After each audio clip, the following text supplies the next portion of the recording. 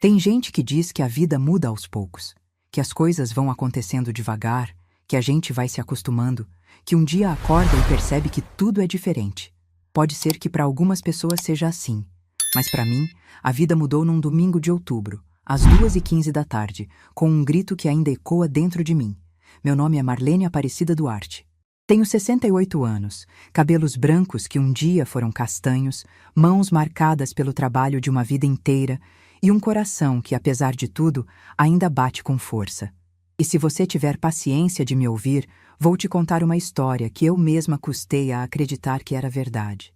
Uma história sobre amor de mãe, sobre ingratidão, sobre silêncios que machucam mais que qualquer palavra. E sobre o dia em que descobri que às vezes a maior prova de amor que a gente pode dar é ir embora. Sabe, a gente cria os filhos achando que um dia vai colher o que plantou, que todo sacrifício vai valer a pena quando eles crescerem e olharem pra gente com gratidão. Mas nem sempre é assim. Às vezes, a gente planta um jardim inteiro e colhe espinhos. Naquele domingo, o almoço na casa do meu filho tinha começado tenso. Débora, minha nora, estava de mau humor desde cedo. Eu já conhecia aquele olhar dela, aquele jeito de bater as coisas na cozinha, de suspirar alto como se o mundo inteiro fosse um peso sobre os ombros dela. Depois de quase 6 anos morando na mesma casa, eu tinha aprendido a ler os sinais. E todos os sinais daquele dia diziam: fique invisível, Marlene. Mas eu não fiquei invisível o suficiente. A mesa estava posta na sala de jantar, aquela sala que eu ajudei a mobiliar com o dinheiro da venda da minha casa. Sentados ao redor estavam meus 3 netos. Pedro, de 14 anos, já quase um homem, mas ainda com aquele olhar de menino que me derretia o coração. Marina, de 11, quieta como sempre, observando tudo com aqueles olhos grandes e atentos. E Gustavo, o caçula de 8 anos, meu xodó, sempre com um sorriso no rosto, sempre querendo ficar perto de mim. Renato, meu filho, estava na cabeceira. 42 anos de idade, os mesmos olhos do pai, o mesmo jeito de evitar conflito a qualquer custo. Débora, na outra ponta, com seu cabelo loiro pintado, suas unhas feitas, seu celular sempre por perto. E eu, no canto, no lugar que tinha se tornado meu nos últimos anos. O lugar de quem está ali, mas tenta ocupar o mínimo de espaço possível. O lugar de quem aprendeu a se fazer pequena para não incomodar. O almoço era frango assado com batatas. Eu mesma tinha temperado o frango na noite anterior, deixado marinando, acordado cedo para colocar no forno. Débora não gostava que eu cozinhasse. Dizia que eu usava tempero demais, que a comida ficava pesada demais para o estômago dela. Mas naquele fim de semana, ela tinha saído com as amigas no sábado e voltado tarde. Então, eu aproveitei para fazer algo que meus netos gostavam. Durante a refeição, Débora mal tocou no prato. Ficava mexendo no celular, rolando a tela e de vez em quando soltava um suspiro ou um de desaprovação. Eu fingia não perceber. Tinha me tornado especialista em fingir que não percebia as coisas naquela casa. Em determinado momento, ela largou o celular na mesa com um baque e disse, para ninguém em particular, mas claramente querendo que todos ouvissem: a Fernanda acabou de postar foto do carro novo. 3º carro que ela troca em 5 anos. Enquanto isso, a gente aqui deixou a frase no ar. Renato continuou comendo em silêncio. Ele também tinha aprendido a não responder quando ela começava assim. Eu baixei os olhos para o meu prato. Sabia que aquilo era só o começo. O resto do almoço seguiu naquele clima pesado. Quando estávamos quase terminando, percebi que Gustavo tinha deixado todos os legumes no canto do prato. Brócolis, cenoura, vagem, tudo intocado. Ele estava empurrando as batatas de um lado para o outro, claramente esperando que ninguém notasse. Eu cometi o erro de notar. Meu amor, eu disse baixinho, inclinando-me em direção a ele. Come os legumes, para você ficar forte, lembra? Foi só isso. Uma frase. Uma frase que qualquer avó do mundo diria para qualquer neto. Mas o barulho que veio em seguida fez meu coração parar. Débora bateu os talheres no prato com tanta força que Marina deu um pulo na cadeira. Pedro arregalou os olhos. Até Renato levantou a cabeça, surpreso. A senhora pode, por favor, parar de se meter na criação dos meus filhos? A voz dela era alta. Não era um grito ainda, mas estava no limite. Eu senti meu rosto esquentar. Senti aquele nó familiar se formando na garganta. Débora, eu só nada.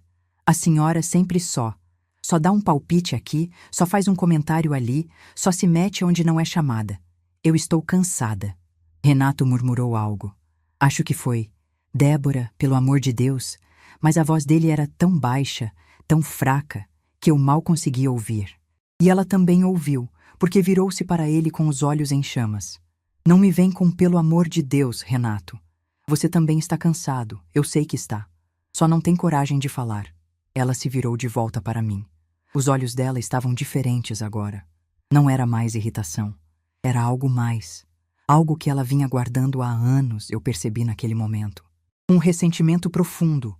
Uma raiva que finalmente tinha encontrado uma brecha para sair. E foi aí que veio.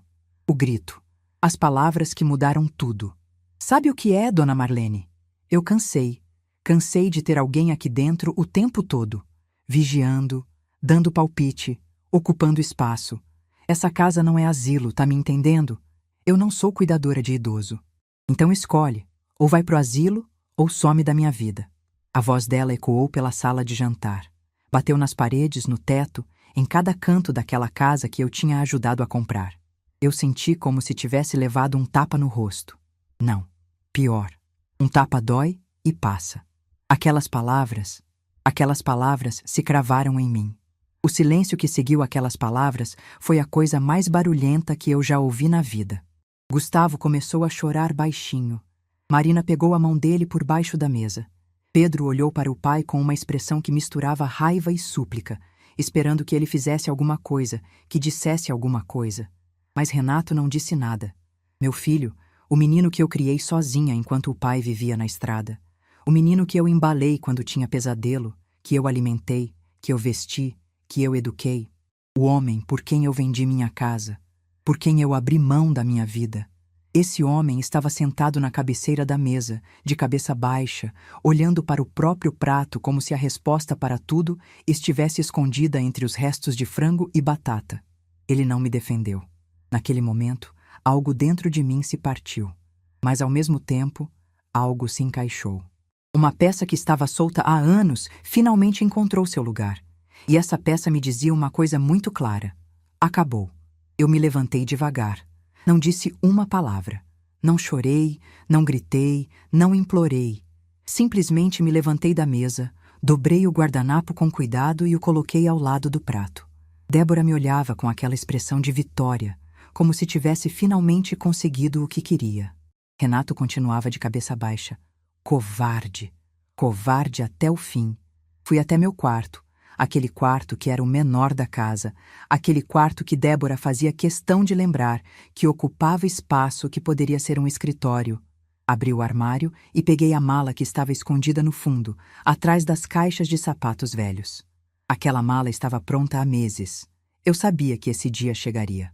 Não sabia quando, não sabia como, mas sabia que chegaria. Então me preparei. Separei documentos, roupas essenciais, minhas poucas joias que tinham pertencido à minha mãe. Tudo estava ali, esperando. Voltei para a sala com a mala na mão. A cena era exatamente como eu tinha deixado. Débora de braços cruzados, Renato de cabeça baixa, as crianças em silêncio, assustadas. Fui até Pedro primeiro. Ele me olhou com os olhos marejados. Eu beijei a testa dele e sussurrei. Cuida dos seus irmãos. A vovó ama você. Depois fui até Marina. Ela apertou minha mão com força, como se quisesse me impedir de ir. Eu beijei o rosto dela e disse baixinho. Você é mais forte do que imagina, minha menina. Por último, Gustavo. Meu caçula, meu xodó. O menino que nasceu prematuro e eu passei noites rezando por ele na UTI. O menino que deu os primeiros passos vindo na minha direção. Ele estava chorando abertamente agora, sem se importar com a mãe olhando. Ele se levantou da cadeira e me abraçou pela cintura, apertado, com aquela força que só criança tem quando está com medo de perder alguém. Não vai, vovó, por favor, não vai! A voz dele era pequena, quebrada. Cada palavra me rasgava por dentro. Eu queria tanto ficar. Queria tanto poder dizer que tudo ia ficar bem. Que a mamãe dele não quis dizer aquilo, que era só um momento de raiva. Mas eu não podia mentir para ele. Não podia fingir que aquela casa ainda era um lugar para mim. Eu me abaixei, segurei o rostinho dele entre as mãos e olhei nos olhos dele. A vovó precisa ir, meu amor, mas a vovó ama você, sempre. Não importa onde eu esteja, não importa o que aconteça. A vovó sempre vai amar você. Você entendeu? Ele fez que sim com a cabeça, mesmo chorando. Eu beijei a testa dele, respirei fundo e me levantei.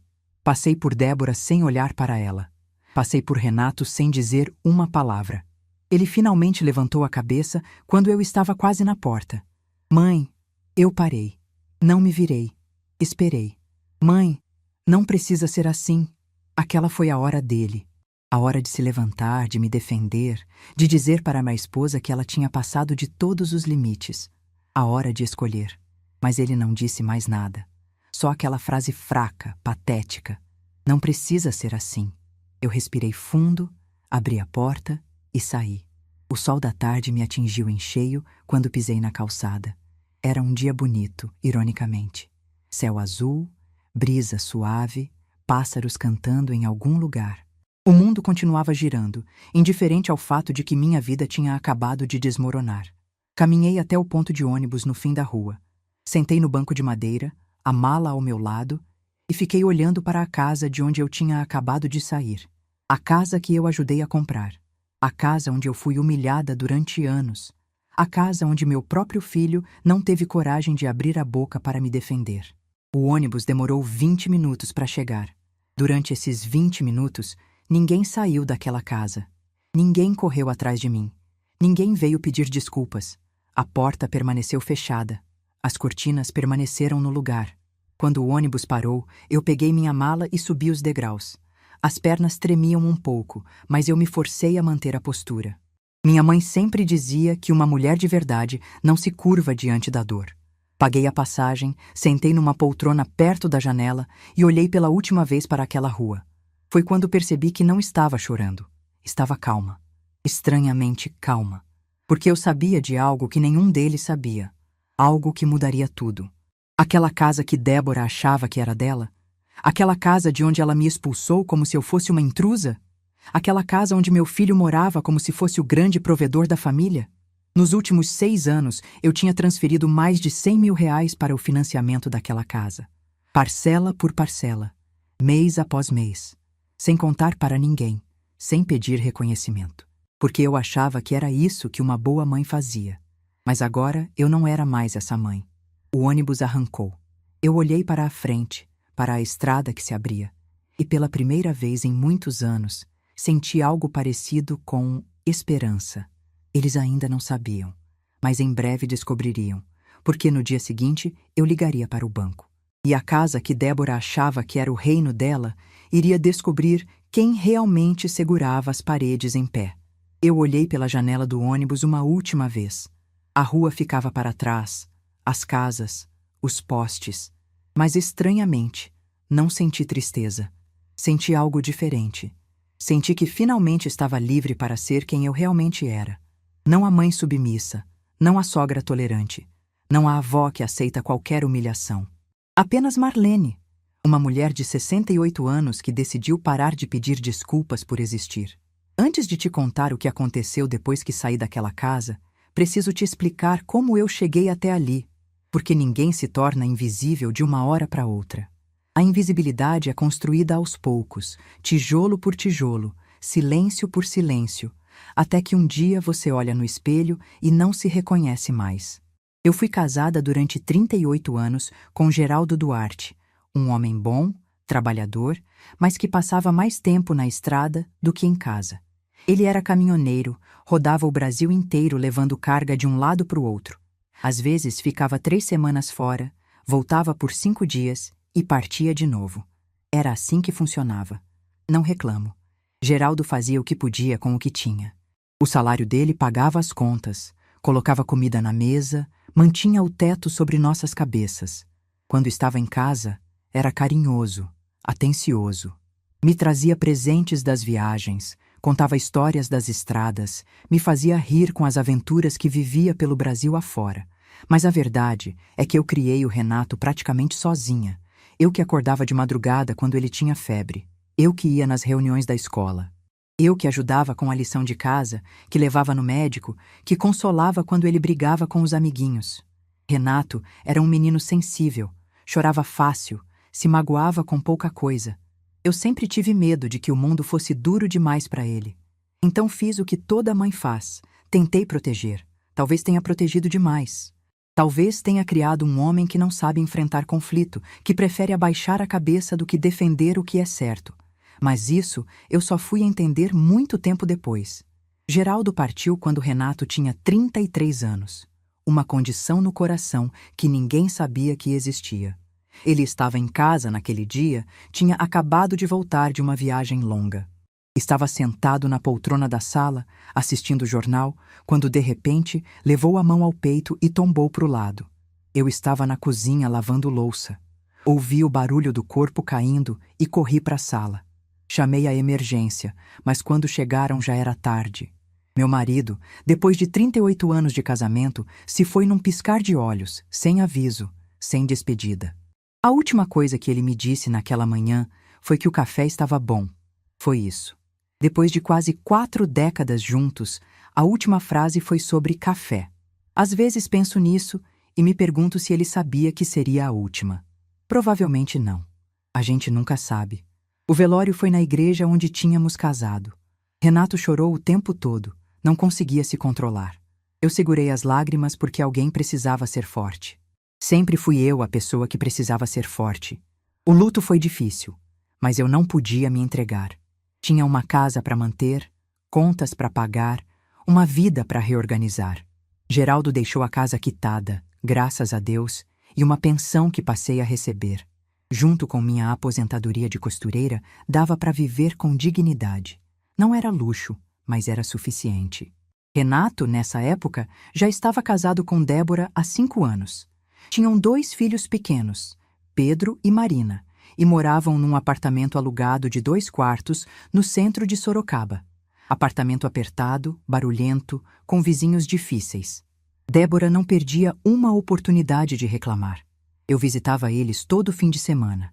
Levava bolo, doce, às vezes uma roupinha que eu mesma costurava para os netos. Gostava de ajudar, de me sentir útil. E foi numa dessas visitas, uns 8 meses depois que Geraldo se foi, que Renato veio com a proposta. Ele me chamou para conversar na cozinha, longe da Débora e das crianças. Estava com aquele jeito meio sem graça que ele sempre teve quando queria pedir alguma coisa. Falou que tinha visto uma casa à venda num bairro bom, com quintal grande, 3 quartos, espaço de sobra para todo mundo.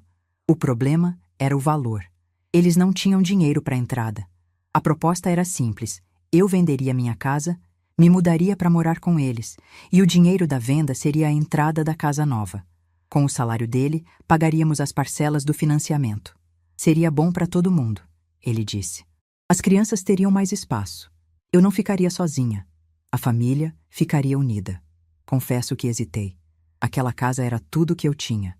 Era onde eu vivi minha vida inteira, onde criei meu filho, onde envelheci ao lado do meu marido. Cada cômodo tinha uma memória.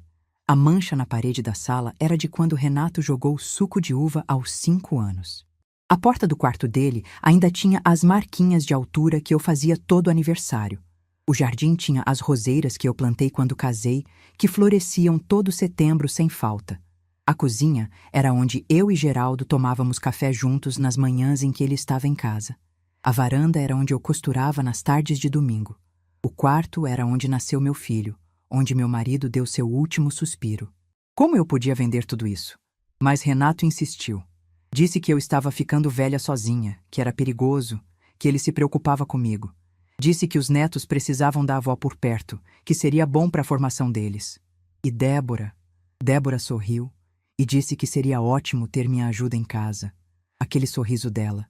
Hoje eu sei o que significava, mas na época quis acreditar que era sincero. A gente sempre quer acreditar no melhor das pessoas, não é? Principalmente quando são da nossa família. Vendi a casa por R$280 mil. Cada centavo foi para a entrada da casa nova. Minha vida inteira convertida em tijolo, cimento e promessas. No começo, as coisas até funcionaram. Eu tinha meu quarto, o menor da casa, mas era meu. Ajudava com as crianças de manhã. Preparava almoço, mantinha a casa organizada enquanto Renato e Débora trabalhavam. Me sentia útil, necessária. Achava que tinha feito a escolha certa. Mas 3 meses depois da mudança, comecei a perceber que algo estava errado. Eu ouvia as discussões deles à noite. Vozes abafadas que atravessavam as paredes finas. Débora reclamava que o dinheiro não estava dando, que as parcelas estavam atrasadas, que eles tinham se metido numa dívida grande demais. Renato se defendia, dizia que ia dar um jeito, que era só apertar o cinto por uns meses. Uma noite, quando todos já estavam dormindo, eu não aguentei a curiosidade. Fui até o escritório deles e procurei os papéis do financiamento. O que encontrei me deixou gelada. A parcela mensal era de R$ 3.200. O salário do Renato, na época, mal chegava a R$ 4.500. Com luz, água, mercado, escola das crianças, gasolina, era matematicamente impossível. Eles estavam afundando e eu nem sabia. Fiquei acordada a noite inteira pensando no que fazer. Minha primeira reação foi confrontar Renato, perguntar por que ele tinha me metido nessa situação, sabendo que não podia pagar. Mas aí pensei nos meus netos. Pensei neles perdendo a casa, tendo que voltar para um apartamento apertado, passando necessidade. E não consegui. Na semana seguinte, fui até o banco sem contar para ninguém. Conversei com o gerente, expliquei a situação e perguntei se eu podia complementar o pagamento das parcelas direto na conta do financiamento. Ele disse que sim, que bastava eu autorizar um débito automático da minha conta. E foi isso que eu fiz. A partir daquele mês, todo dia 5, saía da minha conta uma transferência de R$ 1.500 direto para o financiamento da casa. Às vezes mais, quando a coisa apertava. Minha aposentadoria e pensão juntas davam pouco mais de R$ 3.000. Depois de pagar o complemento da parcela, sobrava quase nada para mim. Mas eu não reclamei. Não contei para ninguém. Achava que era meu dever de mãe, minha obrigação. Renato era meu único filho, aqueles eram meus únicos netos. Se eu não ajudasse, quem ia ajudar? Os meses foram passando e a rotina se estabeleceu. Renato achava que estava conseguindo pagar o financiamento sozinho. Débora achava que o marido era um bom provedor. E eu? Eu assistia em silêncio enquanto ela trocava de celular todo ano. Me lembro de uma vez. Deve ter sido uns 2 anos depois que eu comecei a pagar. Débora chegou em casa com sacolas de uma loja de departamento cara. Roupas novas, sapatos, uma bolsa que eu sabia que custava mais do que eu gastava em 3 meses. Ela desfilou pela sala mostrando as compras, toda animada, pedindo opinião para Renato sobre cada peça. Olha esse vestido, amor. Estava em promoção, não pude resistir. Promoção. Mesmo em promoção, aquele vestido custava mais do que minha aposentadoria semanal.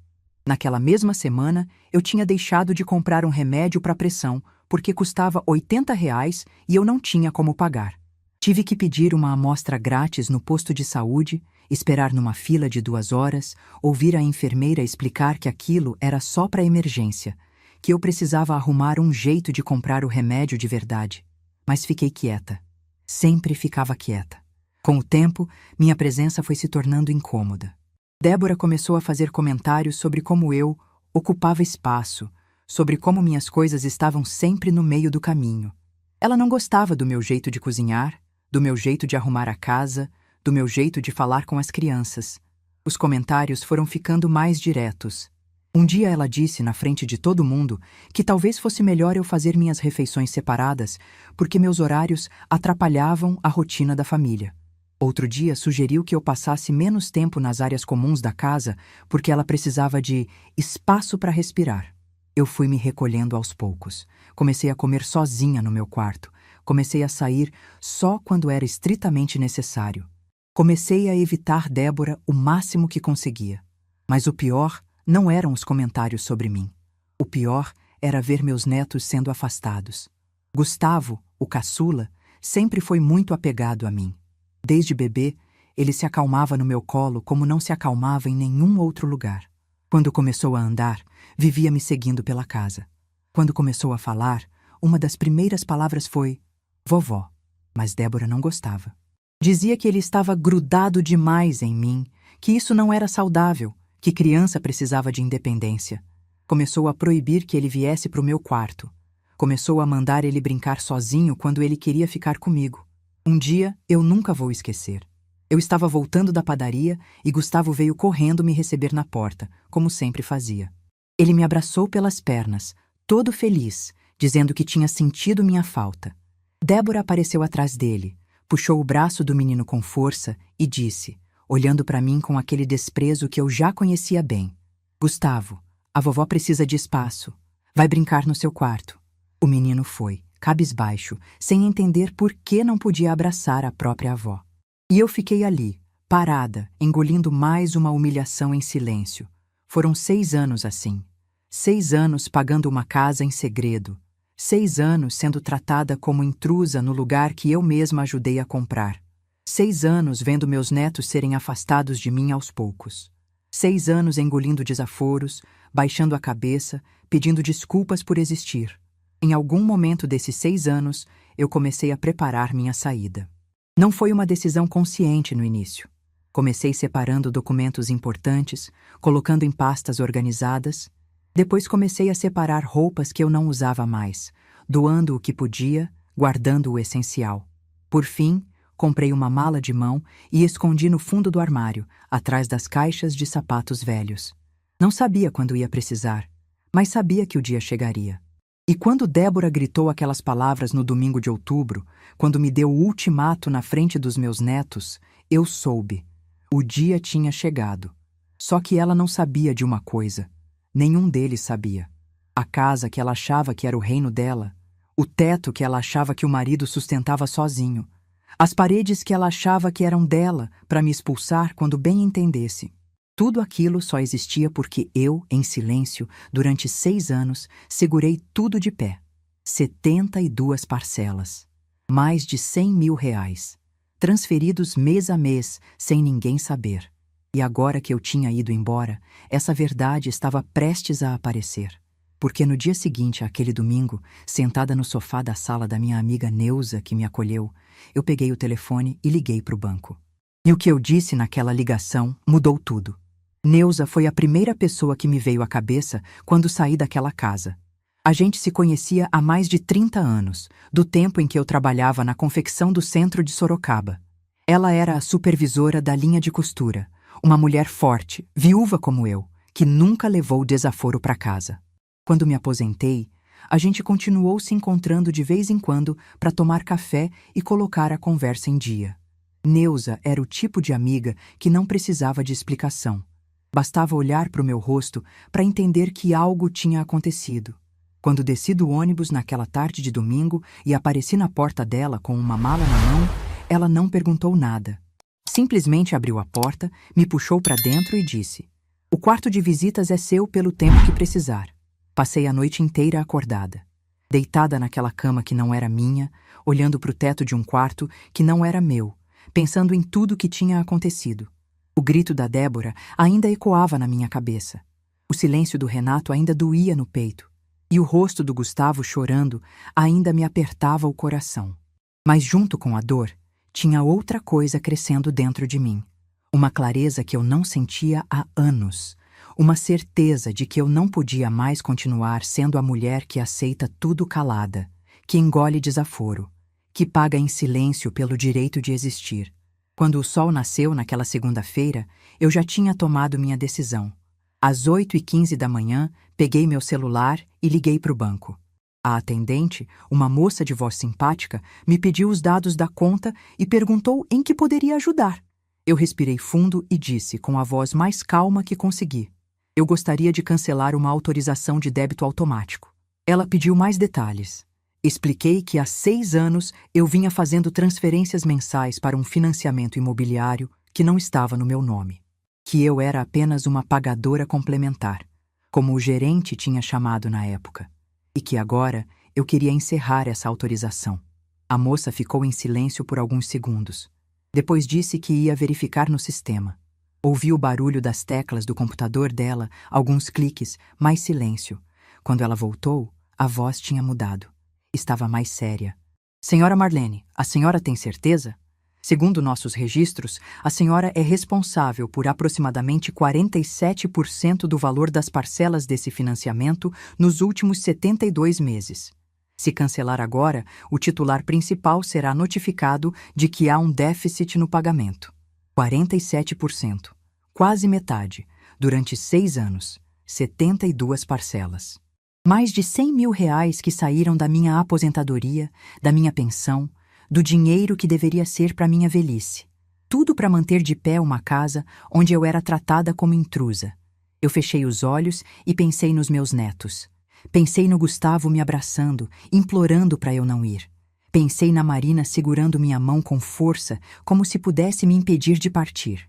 Pensei no Pedro me olhando com aqueles olhos marejados, querendo dizer alguma coisa, mas sem coragem. Mas também pensei em Débora gritando na minha cara. Pensei em Renato de cabeça baixa.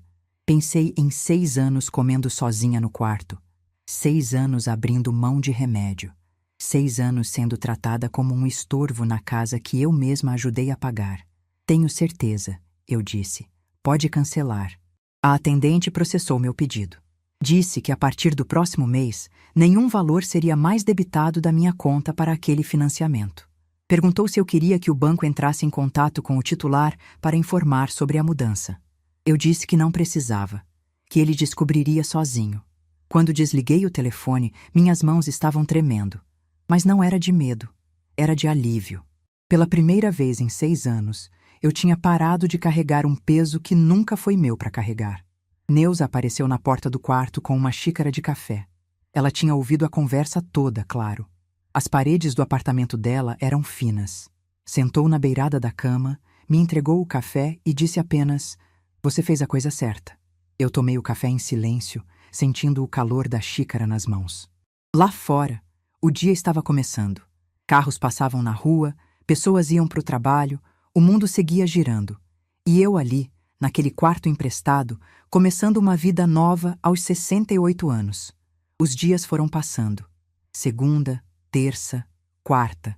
Eu tentava me manter ocupada, ajudando Neuza com as tarefas da casa, assistindo televisão, lendo uns livros que ela tinha na estante. Mas no fundo, eu estava esperando. Esperando o telefone tocar. Esperando a notícia chegar. O financiamento vencia todo dia 5. Eu tinha cancelado a autorização no dia 3. Isso significava que no dia 5, quando o banco fosse descontar a parcela, faltaria dinheiro. E quando faltasse dinheiro, alguém ia receber uma ligação. O dia 5 caiu numa quinta-feira. Eu acordei cedo naquele dia. Tomei café com Neuza, fingi que estava tudo normal, mas por dentro meu coração estava acelerado. Não de arrependimento, não de medo, de expectativa. Porque eu sabia que naquele dia a verdade finalmente viria à tona. A ligação veio às 10h43 da manhã. Mas não foi para mim. Quem me contou foi minha vizinha antiga, Dona Carmen. Ela ainda morava na rua onde ficava a casa do Renato e sempre foi uma mulher de olho em tudo. Ligou para o meu celular no fim da tarde, toda agitada, dizendo que precisava me contar uma coisa. Segundo ela, por volta das 11 da manhã, um carro do banco tinha parado na frente da casa do Renato. Um homem de terno desceu, com uma pasta na mão, tocou a campainha e ficou lá dentro por quase 1 hora. Os vizinhos já estavam comentando, curiosos para saber o que estava acontecendo. Quando o homem do banco finalmente saiu, Renato estava na porta com uma cara que Dona Carmen nunca tinha visto. Branco, pálido, como se tivesse visto um fantasma.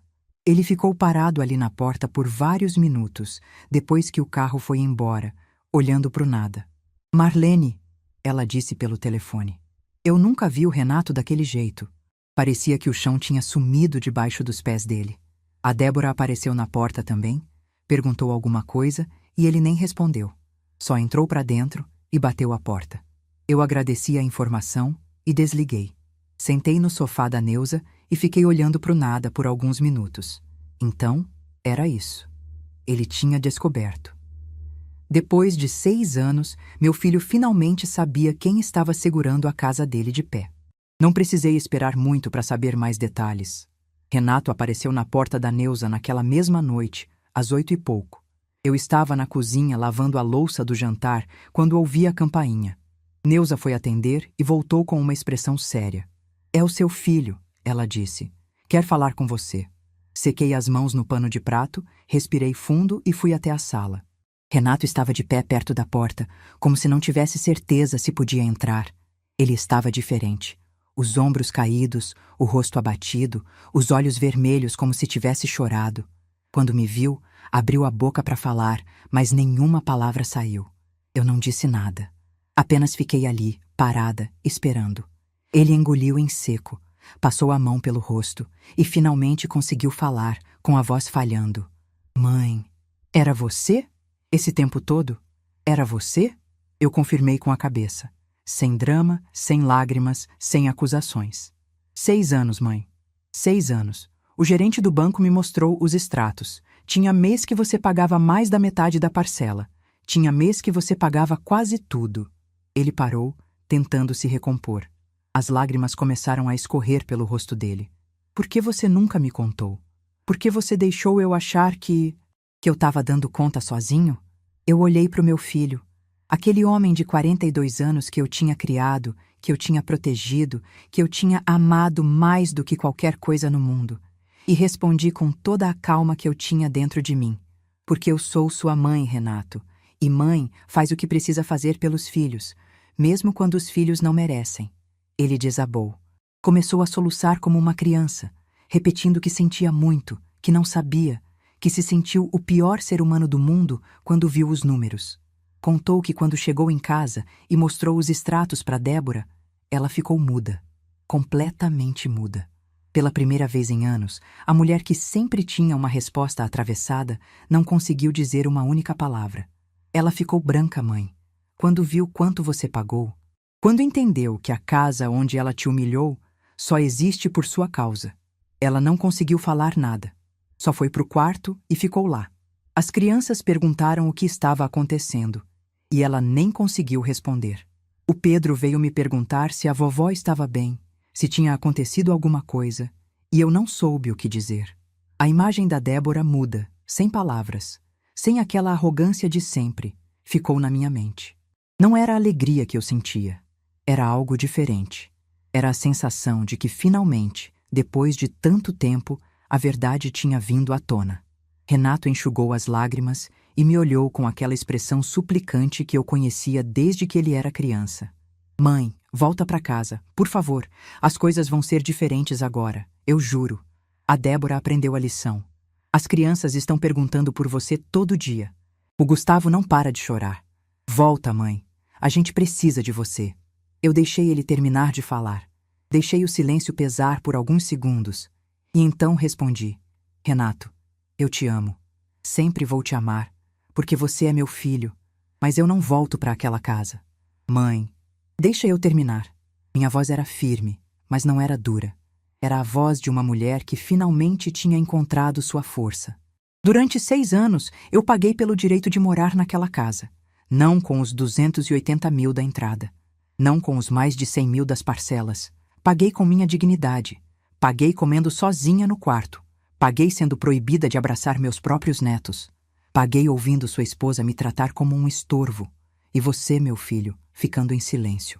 Renato abaixou a cabeça. As lágrimas voltaram a cair. Você teve a chance de me defender naquele domingo. Quando ela gritou na minha cara, quando me deu um ultimato na frente das crianças, você estava lá. E você ficou calado. Você escolheu o silêncio. Agora, eu estou escolhendo o meu. Mãe, eu sei que errei. Eu sei. Mas me dá uma chance de consertar. Eu balancei a cabeça. Não é sobre consertar, filho. É sobre respeito. E respeito não se implora depois que a pessoa já foi embora. Se constrói no dia a dia, nas pequenas coisas, nos momentos que parecem não importar. Você teve 6 anos para me respeitar. 6 anos para me defender. 6 anos para me tratar como sua mãe, e não como um móvel velho que veio junto com a mudança. Ele ficou em silêncio. Não tinha o que responder, porque ele sabia que eu estava certa. Eu não te odeio, Renato. Não odeio nem a Débora. Ódio é peso, e eu já carreguei peso demais na vida. Mas eu também não vou voltar a me humilhar para ter um lugar na sua casa. Se você quiser me visitar, se quiser trazer as crianças para me ver, a porta vai estar aberta. Mas vai ser aqui, nos meus termos, na minha dignidade. Renato ficou ali por mais alguns minutos, tentando argumentar, tentando encontrar palavras que mudassem minha decisão. Mas não existiam essas palavras. Algumas escolhas, quando são feitas, não têm volta. Quando ele finalmente foi embora, Neuza apareceu ao meu lado e colocou a mão no meu ombro. Você foi muito forte, ela disse. Eu olhei pela janela, vendo o carro do meu filho sumir na esquina. Não foi força, respondi. Foi necessidade. Às vezes, a gente precisa perder tudo para descobrir o que realmente importa. Naquela noite, deitada no quarto de visitas da Neuza, eu chorei. Não de tristeza, não de arrependimento. Chorei de alívio. Chorei por todos os anos que eu guardei aquela dor dentro de mim. Chorei pela mãe que eu fui e pela mulher que eu estava me tornando. Mas junto com as lágrimas veio uma certeza. Eu tinha feito a escolha certa.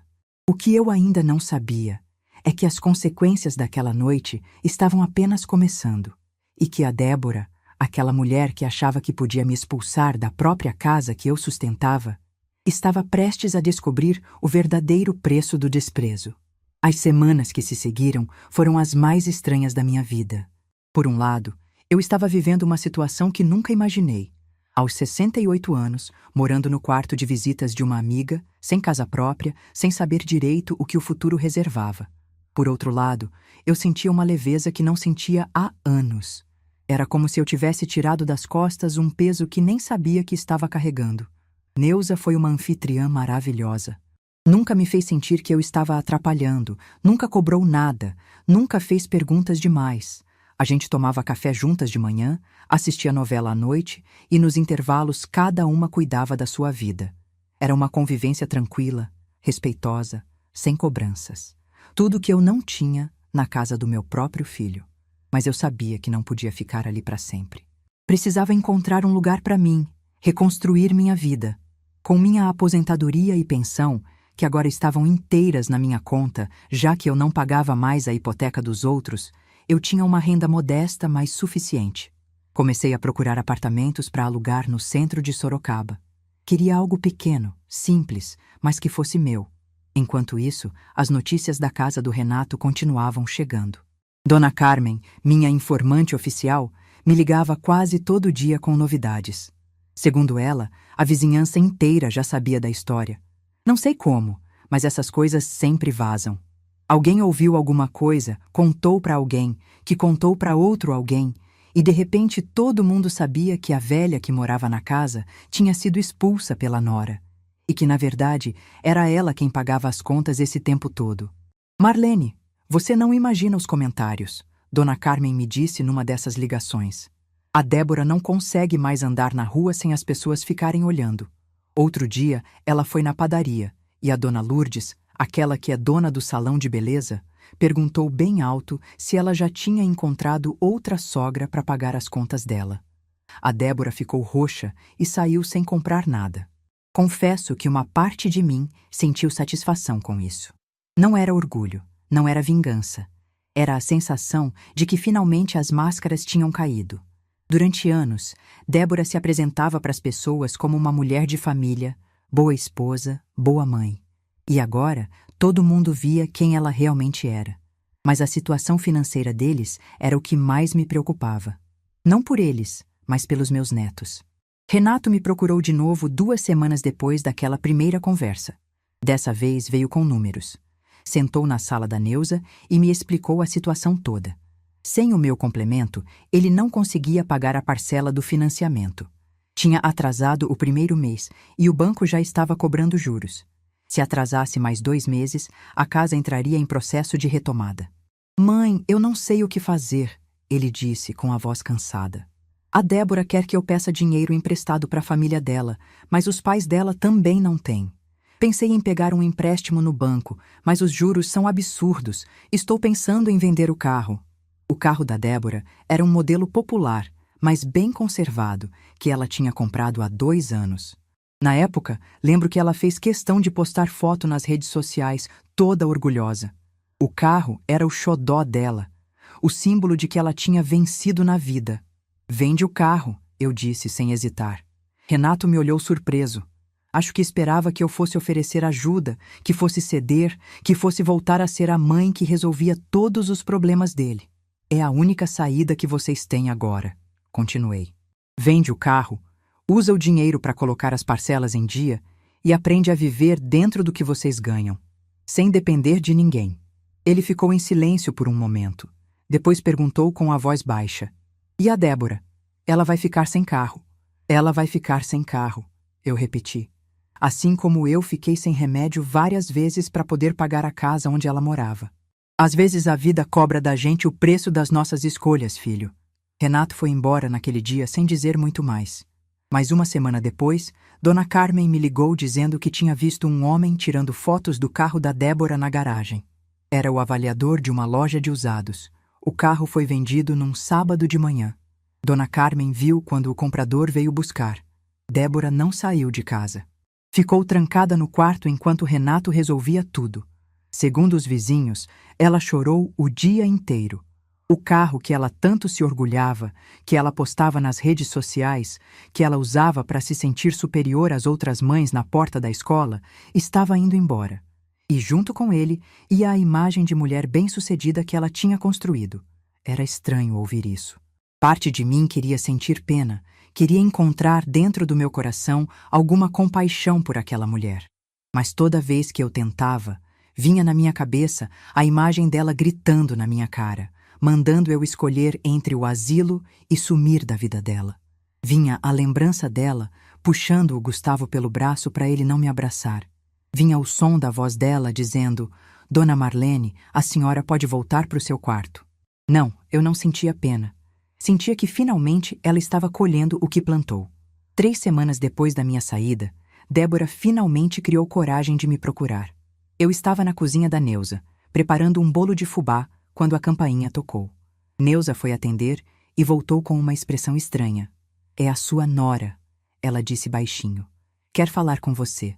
Meu coração acelerou, mas não de medo, de curiosidade. O que aquela mulher teria a dizer depois de tudo que fez? Pedi para Neuza deixar ela entrar. Limpei as mãos na toalha e fui até a sala. Débora estava de pé perto da porta, exatamente como Renato tinha ficado semanas antes. Mas ela estava diferente, muito diferente. Os cabelos que sempre estavam arrumados estavam presos num rabo de cavalo desleixado. O rosto estava sem maquiagem, os olhos inchados. Ela parecia ter envelhecido 10 anos em poucas semanas. Dona Marlene, ela começou, e a voz tremeu. Eu precisava falar com a senhora. Eu não disse nada. Apenas cruzei os braços e esperei. Ela respirou fundo. Vi que estava se esforçando para manter a compostura. Eu vim pedir desculpas. O silêncio que se seguiu foi pesado. Ela esperava que eu dissesse alguma coisa, mas eu continuei calada. Queria ouvir o que ela tinha a dizer. Eu sei que errei, ela continuou, a voz falhando. Sei que tratei a senhora mal todos esses anos. Sei que fui injusta, que fui cruel, que falei coisas que não devia. Mas eu não sabia. Eu juro que não sabia que a senhora estava pagando a casa. Se eu soubesse... Se você soubesse o quê? Eu interrompi. Teria me tratado diferente? Ela engoliu em seco. Não respondeu. É isso que você está dizendo, Débora? Que se soubesse que eu estava pagando as contas, teria me respeitado? Que o respeito dependia do meu dinheiro, não de quem eu sou? As lágrimas começaram a escorrer pelo rosto dela. Ela balançou a cabeça, tentando se explicar. Não foi isso que eu quis dizer. Foi exatamente isso que você quis dizer, eu cortei. E é exatamente isso que está errado. Eu não merecia respeito por pagar as contas. Eu merecia respeito por ser a mãe do seu marido, por ser a avó dos seus filhos, por ser uma mulher de 68 anos que passou a vida inteira trabalhando e que nunca fez mal a ninguém. Mas para você, nada disso importava. Eu era só um estorvo, um peso, uma velha que ocupava espaço. Débora começou a chorar abertamente. Entre os soluços ela disse: eu sei que errei. E eu estou pagando por isso. A senhora não imagina como as pessoas estão me olhando. Os vizinhos, as mães da escola, até minhas amigas. Todo mundo sabe da história. Todo mundo me julga. E você veio aqui esperando o quê? Que eu fizesse as pessoas pararem de te julgar? Que eu te perdoasse publicamente para sua imagem melhorar? Ela não respondeu. Mas o silêncio dela foi resposta suficiente. Eu respirei fundo. Pensei nas palavras que ia dizer, porque eu sabia que aquela conversa ia definir muita coisa. Débora, eu vou te dizer uma coisa, e eu quero que você preste muita atenção. Eu te perdoo.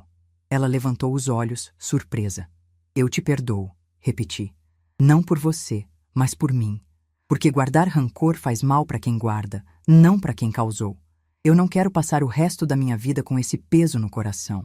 Então sim, eu te perdoo. Uma sombra de alívio passou pelo rosto dela. Mas eu não tinha terminado. Mas perdoar não significa esquecer. E não significa voltar atrás. Eu perdoo o que você fez, mas eu não esqueço. E eu não vou voltar para aquela casa. Não vou fingir que nada aconteceu. Não vou te tratar como se fôssemos amigas. Você fez escolhas, Débora. Escolheu me humilhar durante anos. Escolheu me afastar dos meus netos. Escolheu gritar na minha cara na frente das crianças. Agora você está vivendo as consequências dessas escolhas, e isso não é culpa minha, é sua. Ela ficou em silêncio, as lágrimas escorrendo em silêncio. Eu sugiro que você vá embora agora, eu disse, e que use essa experiência para se tornar uma pessoa melhor. Não por mim, não pelo Renato, mas pelos seus filhos. Porque um dia eles vão crescer e vão lembrar de como você tratou a avó deles, e você vai ter que olhar nos olhos deles e explicar. Débora ficou ali por mais alguns segundos. Parecia querer dizer mais alguma coisa, mas não conseguiu. Finalmente, ela se virou e saiu, fechando a porta atrás de si. Neuza apareceu ao meu lado assim que a porta fechou. Você foi dura, ela disse. Fui justa, respondi. Tem diferença. Naquela noite, eu demorei para dormir. Fiquei pensando na conversa com Débora, no rosto dela, nas lágrimas dela. Uma parte de mim queria sentir compaixão, mas a compaixão não vinha. O que vinha era uma sensação estranha de libertação. Durante anos, eu vivi para agradar aquela mulher. Tentei ser invisível, tentei não incomodar, tentei merecer um lugar na casa que eu mesma ajudei a comprar. E nada nunca foi suficiente. Agora, finalmente, eu tinha parado de tentar. 2 semanas depois da visita de Débora, encontrei um apartamento. Era um lugar pequeno, de 2 quartos, numa rua tranquila no centro de Sorocaba. Tinha uma saletinha aconchegante, uma cozinha que dava para o básico e uma varandinha de onde eu podia ver o movimento da cidade. O aluguel cabia no meu orçamento, o prédio era bem cuidado e tinha elevador, o que era importante para uma mulher da minha idade. E o mais importante era meu espaço, minhas regras, minha vida. No dia da mudança, Neuza me ajudou a carregar as poucas coisas que eu tinha. Não era muito. Algumas roupas, uns livros, as joias da minha mãe, umas panelas que ela me deu de presente. Cabia tudo numa viagem de carro. Quando coloquei a última caixa dentro do apartamento e fechei a porta, sentei no chão vazio da sala e olhei ao redor. As paredes estavam nuas. O chão estava frio, não tinha móvel nenhum ainda. Mas eu estava sorrindo, porque pela primeira vez em muitos anos, eu estava em casa. Não a casa onde eu nasci, não a casa onde eu criei meu filho, não a casa onde eu fui humilhada. Uma casa nova, uma vida nova, um recomeço. Neuza sentou do meu lado no chão e passou o braço pelos meus ombros. Como você está se sentindo? Ela perguntou. Eu pensei um pouco antes de responder. Livre, eu disse. Estou me sentindo livre. E era verdade. Aos 68 anos, depois de perder quase tudo, eu finalmente tinha encontrado a coisa mais importante que existe. Eu mesma. A Marlene que tinha se perdido em algum momento entre ser esposa, ser mãe, ser avó. A mulher que eu era antes de me tornar invisível. Mas a minha história com Renato e Débora ainda não tinha terminado. Porque algumas semanas depois, meus netos vieram me visitar pela primeira vez no meu apartamento novo. E o que o Gustavo me disse naquele dia me fez chorar mais do que qualquer coisa que tinha acontecido até então. 3 meses. Foram 3 meses desde aquele domingo de outubro em que saí da casa do meu filho com uma mala na mão e a dignidade intacta. 3 meses que pareceram 3 anos, de tanta coisa que aconteceu. E agora, sentada na varanda do meu apartamento, olhando o sol se pôr sobre Sorocaba, eu finalmente podia dizer que estava em paz. O apartamento já não estava mais vazio. Com o tempo, fui comprando algumas coisas. Um sofá pequeno, mas confortável. uma mesa de jantar com 2 cadeiras, porque eu gostava de ter espaço para receber visita. Uma televisão modesta para assistir minhas novelas. E na varanda, onde eu passava a maior parte do tempo, coloquei 2 cadeiras de balanço e uns vasos de plantas. As plantas foram ideia da Neuza. Ela disse que cuidar de algo vivo faz bem para a alma. E ela estava certa. Minha rotina tinha mudado completamente. Acordava cedo, tomava café sem pressa, olhando pela janela o movimento da rua lá embaixo. Depois regava minhas plantas, assistia um pouco de televisão, lia uns livros que tinha pego na biblioteca do bairro. 3 vezes por semana ia para o grupo da terceira idade na igreja do bairro. Lá eu tinha feito amizades que nunca imaginei fazer aos 68 anos. Dona Jurema, de 72 anos, viúva como eu, que adorava jogar baralho e contar piadas. Seu Osvaldo, de 75, que tinha uma história de vida parecida com a minha e sempre me dava conselhos sábios. E tantos outros que me acolheram sem julgamento, sem perguntas, só com carinho. Pela primeira vez em muitos anos, eu tinha amigos de verdade. Pessoas que gostavam de mim pelo que eu era, não pelo que eu podia fazer por elas. A situação na casa do Renato tinha se estabilizado. Com o dinheiro da venda do carro, eles conseguiram colocar as parcelas em dia e renegociar o financiamento com o banco. As prestações ficaram menores, mais dentro da realidade deles. Iam demorar mais tempo para quitar a casa, mas pelo menos não iam perder. Renato me visitava uma vez por semana, sempre aos domingos. Vinha sozinho, tomava café comigo, conversávamos sobre a vida. Era uma relação diferente agora. Ele me respeitava de um jeito que nunca tinha respeitado antes. Não sei se era por culpa, por arrependimento ou porque finalmente tinha entendido meu valor. E, sinceramente, não importava mais. O que importava é que ele me tratava como mãe, não como um estorvo. Débora nunca mais apareceu. Depois daquela conversa na casa da Neuza, ela manteve distância. Segundo Renato, ela tinha mudado. Estava mais quieta, mais humilde, menos preocupada com aparências. Não sei se era verdade ou se ele só queria me agradar. Mas também não fazia diferença. Eu não precisava da mudança dela para seguir em frente com a minha vida. Mas o momento que eu mais esperava, o momento que me tirava o sono de tanta ansiedade, finalmente chegou num sábado de janeiro. Renato ligou na sexta-feira à noite, perguntando se podia trazer as crianças para me visitar no dia seguinte. Meu coração disparou. Fazia 3 meses que eu não via meus netos.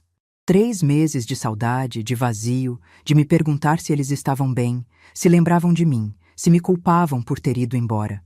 Passei a noite inteira sem dormir direito.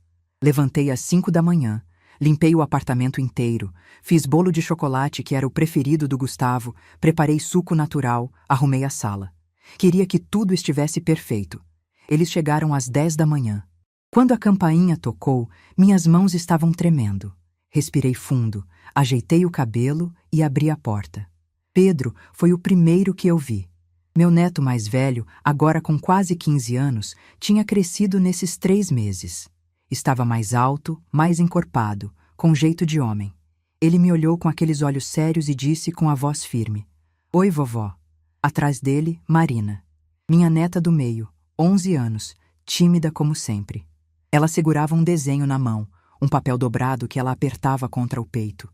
E por último, escondido atrás do pai, Gustavo, meu caçula, meu xodó. 8 anos de pura doçura. Ele estava quieto, o que era estranho, porque Gustavo nunca era quieto. "Entrem, entrem", eu disse, tentando controlar a emoção na voz. "A casa é simples, mas é de vocês." Eles entraram devagar, olhando ao redor com curiosidade. Pedro examinou a sala, Marina foi direto para a varanda ver as plantas, e Gustavo ficou parado no meio da sala, me olhando. Renato disse que ia dar uma volta no quarteirão para nos dar privacidade. Agradeci com um aceno e fechei a porta. Ficamos ali, eu e meus 3 netos, em silêncio por alguns segundos. Foi Pedro quem quebrou o gelo. "Vovó, eu preciso te dizer uma coisa."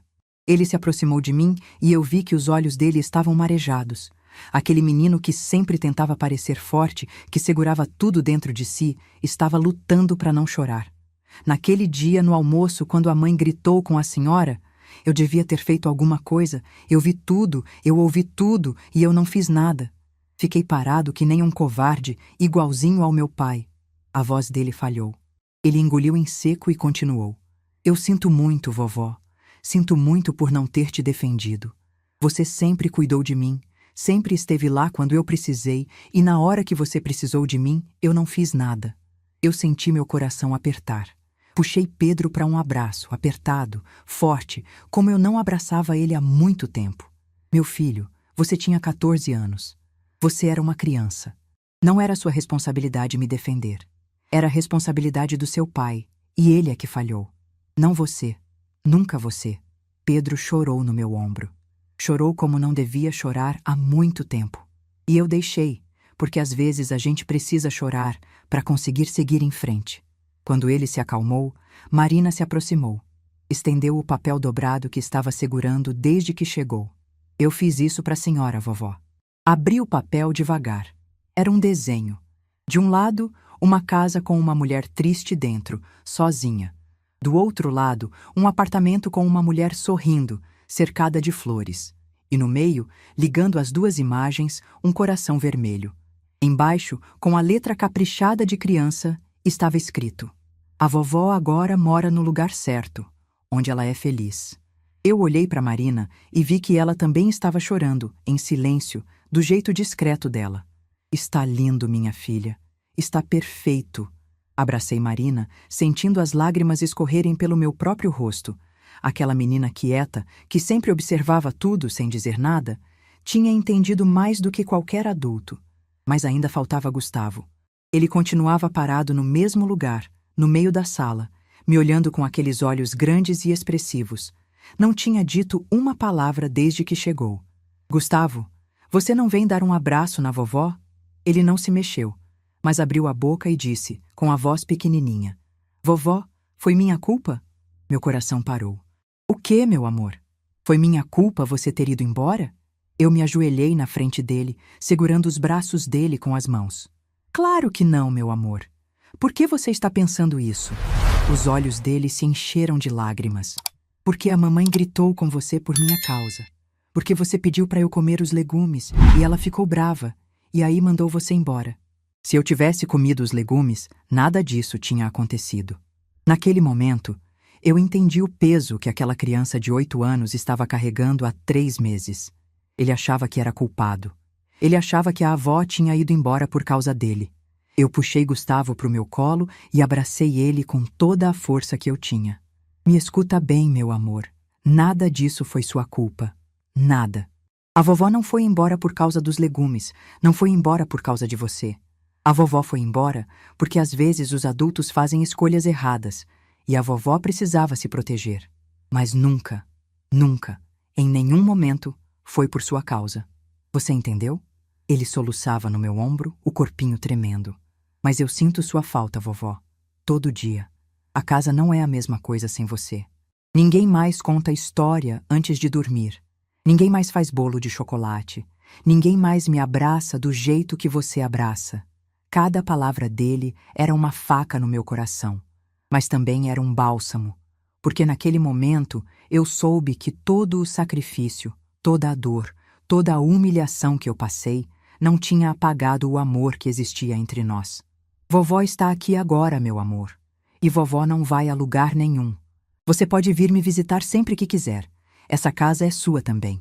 E eu vou continuar fazendo bolo de chocolate, contando histórias e te abraçando desse jeito que só vovó sabe abraçar. Tá bom? Ele fez que sim com a cabeça, ainda chorando. Promete? Prometo. Ficamos ali, abraçados por um longo tempo. Pedro e Marina se juntaram a nós, e de repente éramos 4 pessoas abraçadas no meio da sala de um apartamento pequeno, chorando e rindo ao mesmo tempo. Quando Renato voltou, meia hora depois, encontrou a cena mais bonita que ele podia encontrar. Seus 3 filhos sentados no chão da varanda da avó, comendo bolo de chocolate, ouvindo histórias da minha infância, rindo de coisas bobas. Ele ficou parado na porta, olhando, com uma expressão que eu não conseguia decifrar. Acho que era uma mistura de alívio, de culpa e de gratidão. Mãe, eu... Não precisa dizer nada, filho. Senta aqui com a gente. Ele sentou. E pela primeira vez em muitos anos, fomos uma família. Não perfeita, não completa, mas uma família de verdade, com defeitos, com cicatrizes, mas com amor. Quando eles foram embora, no fim da tarde, Gustavo me abraçou uma última vez e disse: Vovó, eu te amo mais que tudo. Eu também te amo, meu anjo, mais que tudo. Ele foi até a porta, mas parou e se virou para mim. Vovó? O que, meu amor? Você está feliz aqui? Eu olhei ao redor do meu apartamento, das minhas plantas, das minhas coisas, do meu espaço. Pensei em tudo que tinha passado para chegar até ali e sorri. Estou, meu amor, estou muito feliz. Ele sorriu de volta, aquele sorriso que iluminava qualquer ambiente, e foi embora. Naquela noite, sentada na minha cadeira de balanço, olhando as estrelas pela janela, eu pensei em tudo o que tinha acontecido.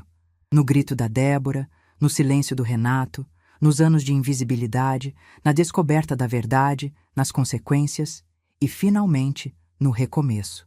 Eu tinha perdido muito. Perdi minha casa, perdi meu lugar na família do meu filho, perdi anos da minha vida tentando agradar pessoas que não me valorizavam. Mas eu também tinha ganhado muito. Ganhei minha dignidade de volta. Ganhei o respeito que eu merecia. Ganhei a liberdade de ser quem eu realmente sou. E o mais importante, ganhei a certeza de que o amor dos meus netos era verdadeiro, independente de onde eu morasse. Aos 68 anos, eu finalmente entendi uma coisa que deveria ter entendido muito antes. Amor próprio não é egoísmo. É sobrevivência. É a base de tudo. Porque se a gente não se ama, se a gente não se respeita, como pode esperar que os outros façam isso? Eu não me arrependo de ter ido embora. Não me arrependo de ter cancelado os pagamentos. Não me arrependo de ter escolhido minha paz acima da aprovação dos outros. Porque foi só quando eu parei de me anular que descobri quem eu realmente era. A Marlene de verdade, não a sombra que eu tinha me tornado. Não sou mais a mãe invisível, não sou mais a avó que aceita qualquer humilhação. Não sou mais a mulher que pede desculpas por existir. Sou Marlene, Marlene Aparecida Duarte, uma mulher de 68 anos que aprendeu, depois de uma vida inteira, que o verdadeiro lar não é um lugar. É um sentimento, é a paz de estar consigo mesma, é a liberdade de ser quem você é, sem medo, sem culpa, sem pedir permissão. Às vezes, as pessoas me perguntam se eu sinto falta da casa do Renato, e eu respondo com sinceridade: não. Eu não sinto falta de um lugar onde eu era invisível. Eu não sinto falta de um lugar onde eu tinha que me esconder para não incomodar. Eu não sinto falta de um lugar onde o amor vinha com condições. O que eu sinto é gratidão. Gratidão por ter tido a coragem de sair. Gratidão por ter descoberto, aos 68 anos, que nunca é tarde para recomeçar. Gratidão por ter netos que me amam de verdade, independente de onde eu more. E essa paz, essa liberdade, essa gratidão, ninguém mais vai tirar de mim. Se essa história tocou seu coração, deixe seu like, se inscreva no canal e comente aqui embaixo. No meu lugar, o que você faria? Sua mensagem pode iluminar o dia de alguém.